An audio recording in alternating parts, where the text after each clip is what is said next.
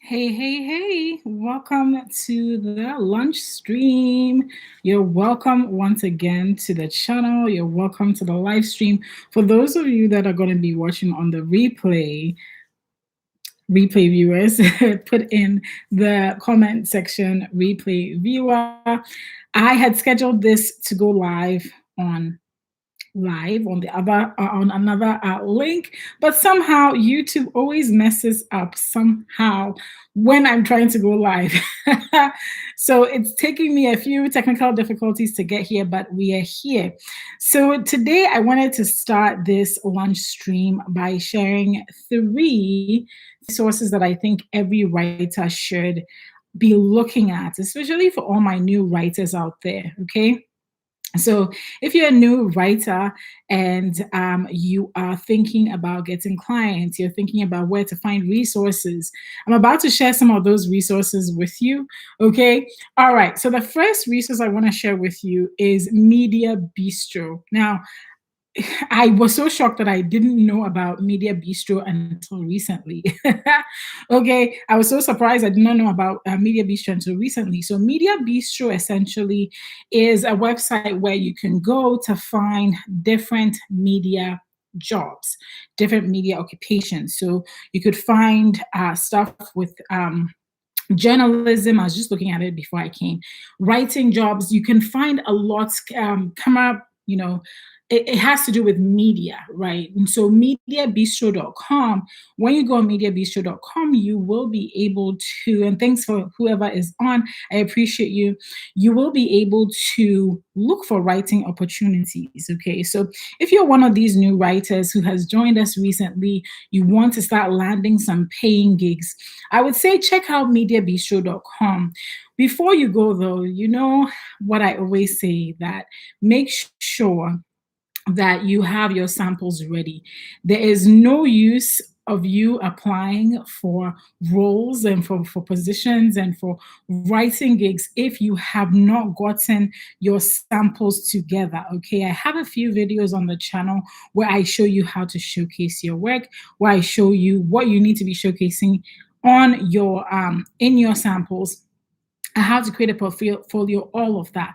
Okay, so make sure you're curating and creating your portfolio. Now, your portfolio doesn't have to just comprise of paid work. Okay, your portfolio can really be some free work that you've done. I remember when I first got started writing, one of the things that I did was I leveraged my blog. Sorry, I didn't have paid gigs at the time. So I leveraged my blog. Okay. I leveraged my blog, and that's how I landed those first few positions. So if you're joining us, you're welcome to the Wednesday lunch stream. This is a stream that I'm planning to go live on Wednesday around lunchtime Pacific time. I had my lunch just before I jumped on here. So if you're having your lunch, have lunch with me, or like let's lunch together. And I wanted to share and so these lives, the purpose of these lives is to ask me anything, to get your questions answered and so on. And it's kind of going to function like an office hours. But as we're on here, I also wanted to share some resources that I found really helpful, especially in the past week. So the first one is Media Bistro, mediabistro.com. Check out Media Bistro. The second resource that I'm going to ask you to check out is the Writer's Digest website. So the Writer's Digest is a magazine that has been in circulation for quite a long time. I learned about them way back when I was working as a postdoc, and I found their magazines in bookshops. Okay, and so Writer's Digest, they're super useful. Usually, when you get their magazines, those magazines are helpful. However, they do have a website that is chock full of articles and resources. And recently, one resource that they created that I absolutely loved, I downloaded from them, was the writing prompts resource. So if you go on the writersdigest.com, I think wd.com, you will find that they have the writing prompts for free that you can download. And of course, it's in exchange for your email. So it's their way of building their email list. And that's such a helpful resource as well, because if you have watched the video where I talk about becoming a better writer, and most videos on becoming a better writer, one of the things that people will tell you to do is to write every day. Now, I won't say that that's something that means that you'll be the best writer, but definitely setting aside time to write every day is super useful. And so, but one of the things is like, what do I write about? Right? As a professional writer, I always have something to write. I'm always writing articles, I'm always writing documents. And so that's not a problem for me. But I know that for a lot of new writers, maybe you don't have a blog where you write your own work, but perhaps these writing prompts from Writer's Digest will help you get started. So I'd highly recommend that you get that document from Writer's Digest. That's another resource I'm going to recommend to you. Then there's a third resource that's actually on my floor, so I'm going to pick it up. But there's a third resource I'm going to recommend for all you new writers out there, and it's called The Writer's Market. Okay, it's a thick book. It's a thick book. This is the 2020 edition. Now, the Writer's Market is also produced by the by Writer's Digest, the company Writer's Digest. And in the Writer's Market, you will find, what will you find in here? You will find leads to all kinds of publications that need writers. So what they do in here is they will compile by industry. Okay, so let me read some of the industries for you. Animal, art and architecture, automotive and motorcycle, aviation, business and finance, career, college and alumni. They have several, like how many of these industries? I would say 40 or 50 industries in here where they have cataloged publications in those industries, and not just publications, but the writing requirements for those publications.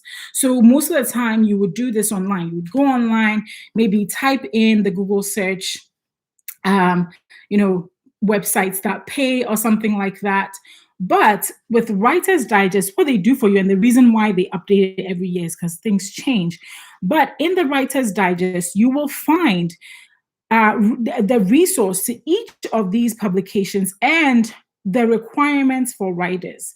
What are the requirements? So, for instance, there will be a publication that says, don't pitch us unless we ask of you, or don't pitch us unless you can, or pitch us 1,000-word article. Usually we're looking for 1,500 word articles.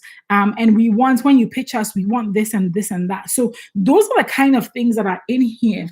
And it's by industry, thousands of publications in here where writers can get their start. I remember interviewing somebody that had, right out of college, had become a writer.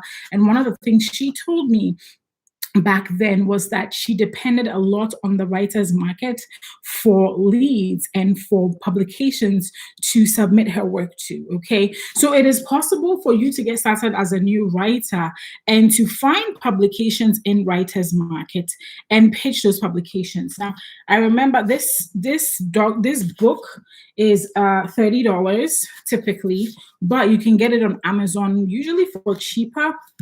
All right. And I don't think you need to buy one every single year. I have the 2019 one. I have the 2021. I'm sure there's a 2021 one that has recently come out.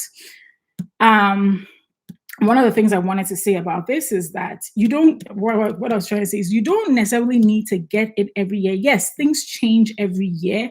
And I would say that as a writer who wants to make money, and this is just in general, right? As an entrepreneur who wants to make money, right? I know that a lot of people that tend to come across the channels or search online on how to make money, sometimes you may not have disposable income. But one of the things that I encourage you to do is to set a budget aside to invest in your own craft every single month.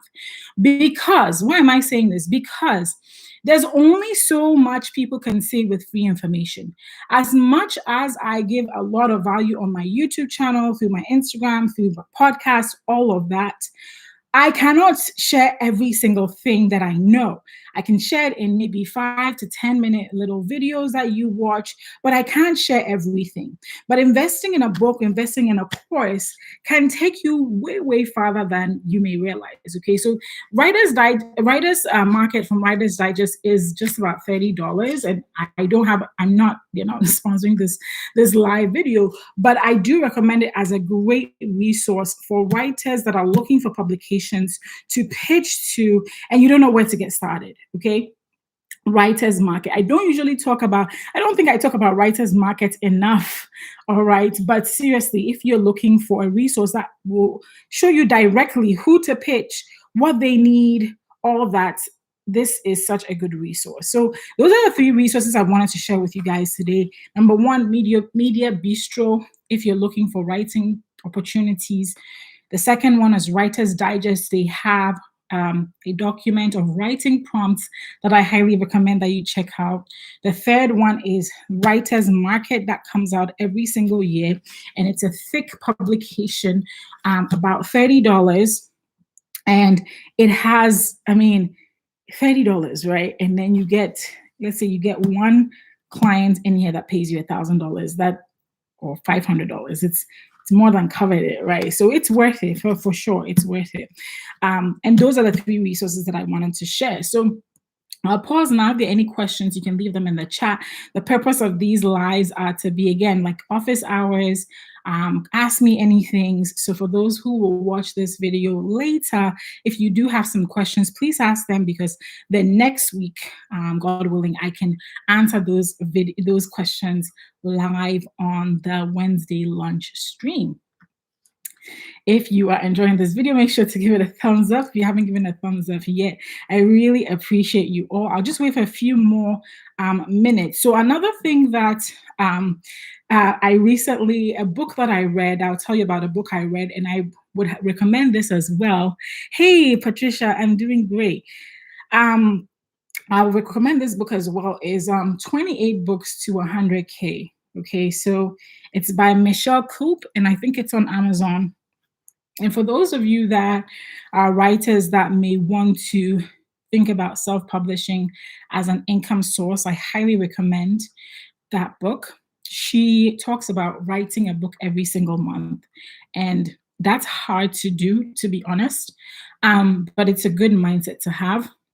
She writes really short nonfiction books, and she sells them, and she's doing pretty well. So that's a good book. Okay, so Patricia says, I've started reading a book titled Building a Story Brand. Yes,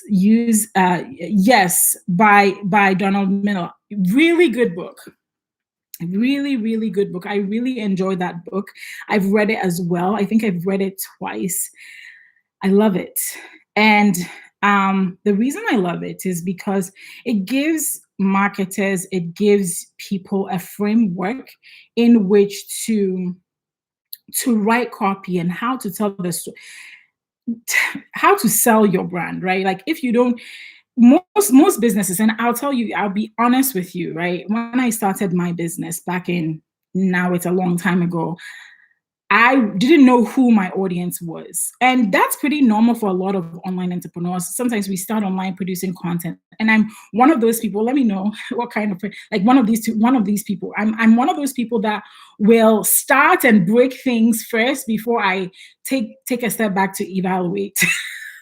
There are some people that are extreme planners. Like they will plan everything. They will spend a whole year planning things in order to do them. And I'm one of those people that if I hear about an idea, I will just research what I need to get started, and then I'll get started. Like I won't worry about also. So that's the kind of personality I am, which is why sometimes I get impatient with people that plan way too much. But I still love y'all. But anyway, building a story brand, what I think Donald Miller did in that book was really say, okay, who is the hero of your story? So if you watch every movie, in any movie, there's a protagonist, there's a hero or a heroine, right? There's somebody in that movie who the movie is about. A group of people who the movie is about. And in the movie, we see these people go through a transformation.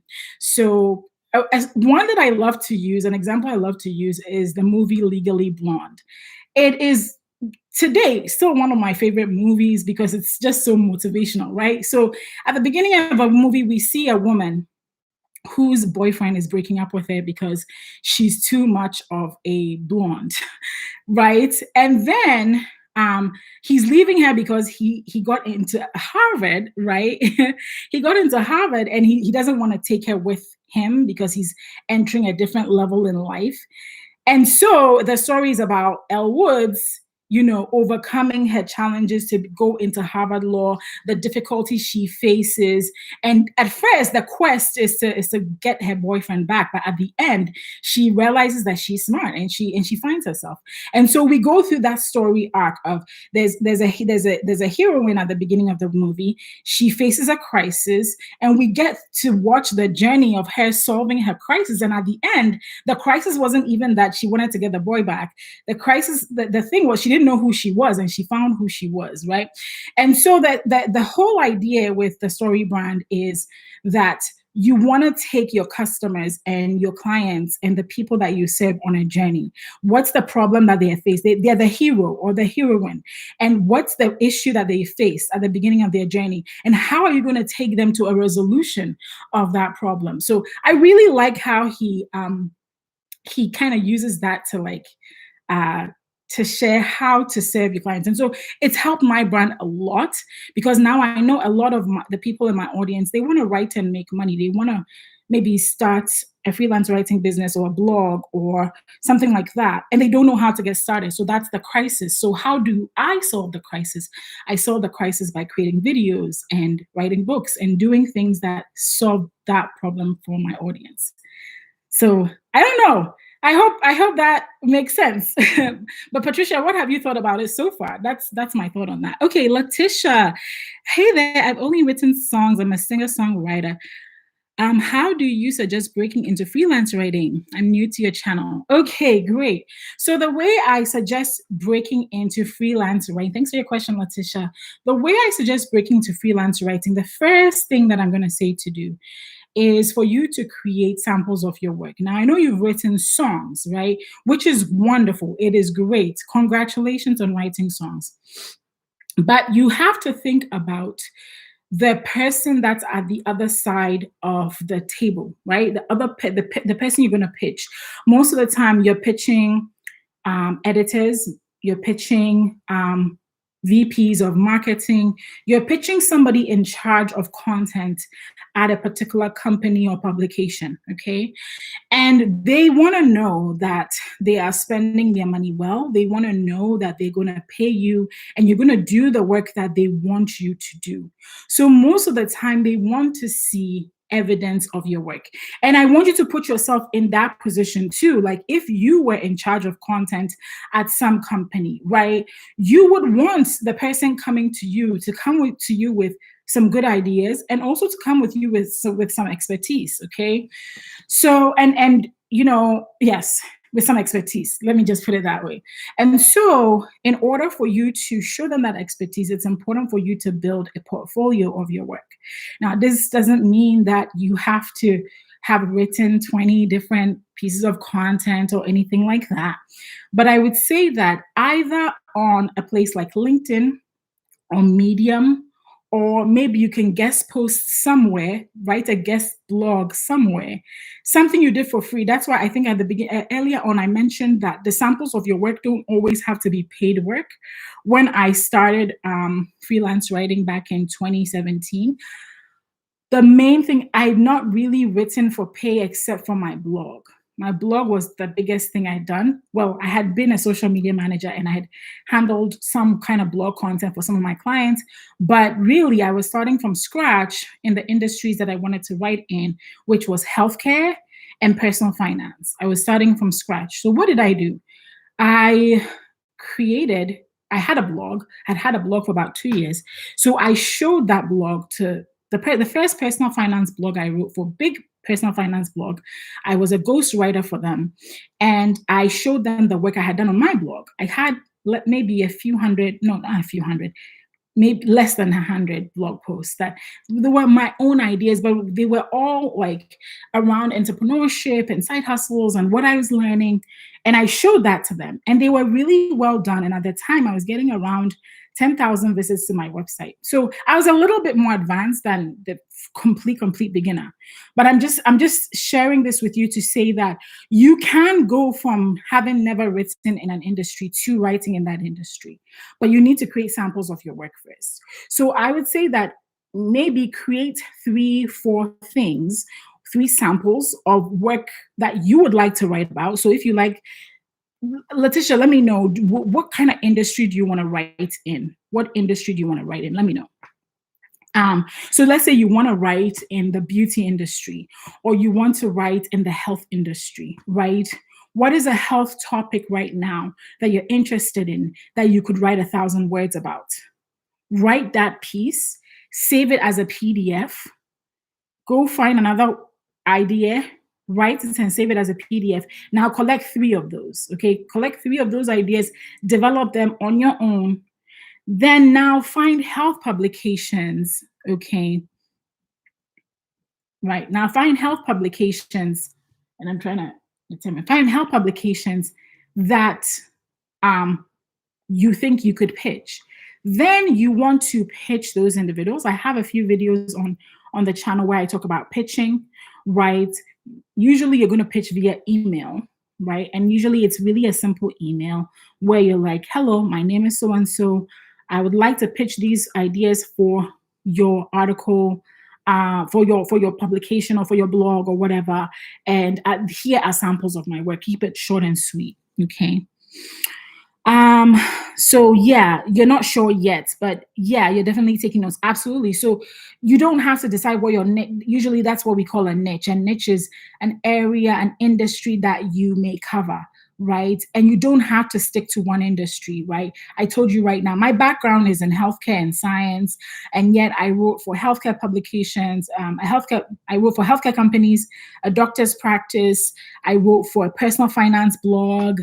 At a point, I wrote product descriptions for a company that sold parts for, the spas that people have in their homes, like the home spas. I wrote like product descriptions for those. So I wrote in various different industries and niches. So you don't have to limit yourself to one area, but you can definitely think about an industry or a few industries that you would like to write in, create some samples, save them on your computer, look for, so if I don't know if you were here earlier, I talked about the writer's market. This is a book that I've had. It has thousands of publications in here, and their requirements for writers. And you can pitch, and usually their email, contact information, everything is in there.